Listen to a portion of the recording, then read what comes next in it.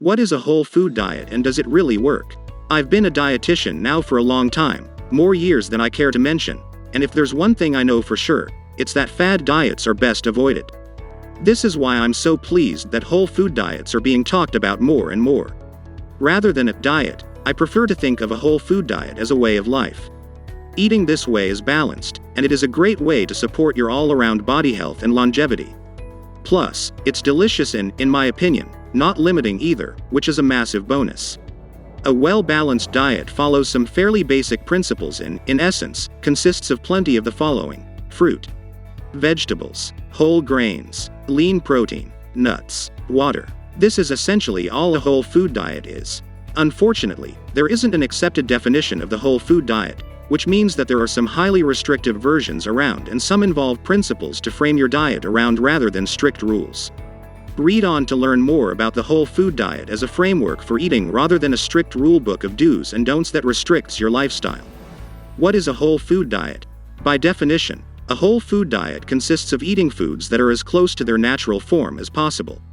It's easy to get lost in a quagmire of organic, local, or pesticide-free, but a whole food diet is basically food in its most natural form. Obviously, spices can be ground and grains can be hulled, but you get the idea. You eat the whole food rather than what's left after being refined or processed. In other words, it involves a lot of cooking because whole foods do not involve anything processed. That means no pre-made sauces, dips, or convenience foods like chocolate bars, sweets, or ready meals. It also includes things like tinned vegetables and white bread.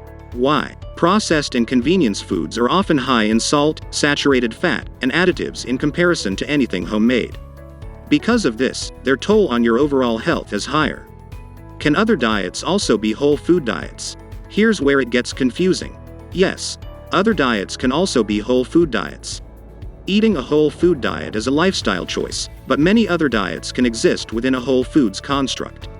So, diets like the Mind Diet and Mediterranean Diet are also whole food diets.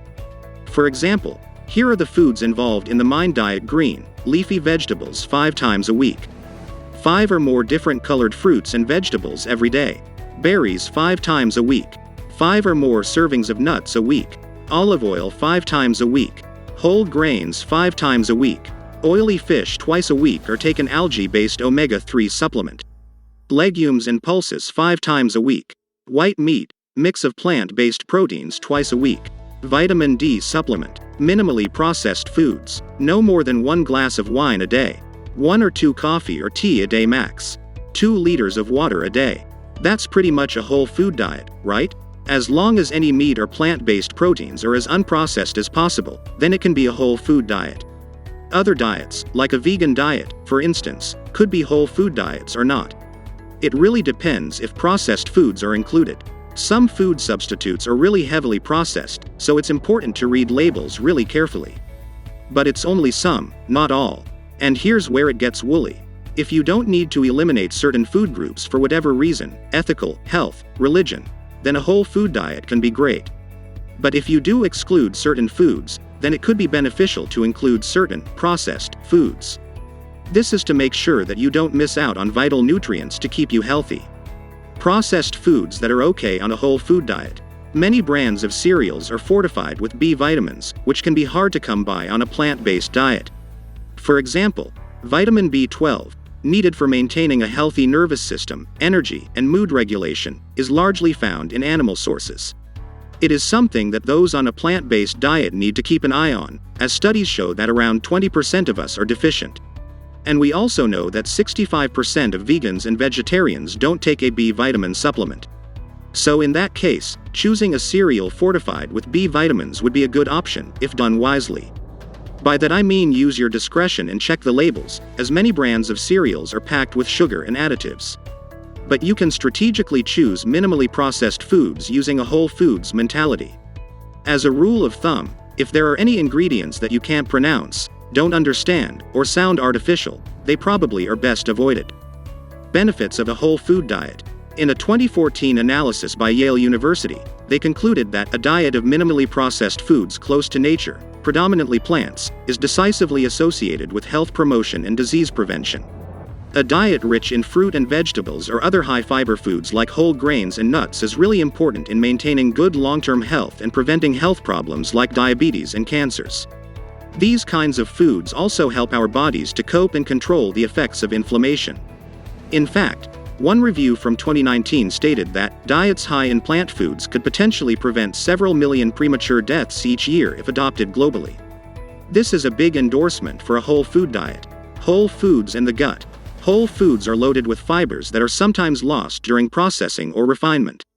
Fiber is essential for a healthy gut because aside from its traditional roughage reputation, it also feeds the healthy bacteria in your gut, providing a whole host of other benefits. They also provide a lot of variety, which the gut loves. The more variety, the better. So, even though you might fall in love with certain recipes, it's important to mix up the kinds of whole foods you eat to maintain a healthy gut. Aim for 30 different whole foods each week. It's easier than you think. Whole foods and the brain. The brain is a really hungry organ, and it uses 25% of the total energy you consume from your food. Everything it needs to function at its best is, you guessed it, a whole, unprocessed food. In fact, the best diet recommended for brain health is the MIND diet. In one study, it was shown that people who follow the MIND diet closely had a 53% reduced rate of developing Alzheimer's. Some of the best whole foods for the brain are oily fish, nuts, eggs, berries, broccoli, whole grains. Is it easy to follow a whole food diet? Once you've got your head around having ingredients, rather than ready-to-eat things in your kitchen cupboards, it's actually very easy. The only issue is the lifestyle and habit changes that come along with it. It is very likely that for many people, following a totally, religiously whole food diet may be unattainable at least some of the time. For example, there are days where you don't get time to make your lunch or if you want to enjoy social eating.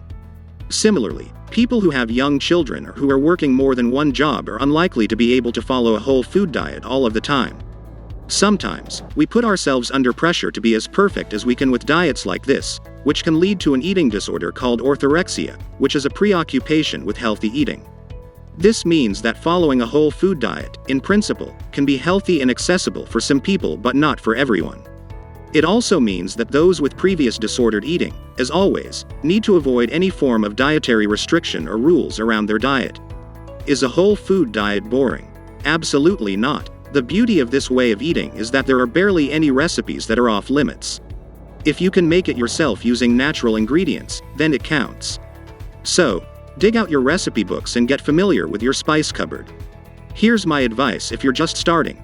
Stock up on coconut milk and canned tomatoes. You'll use them all the time in sauces.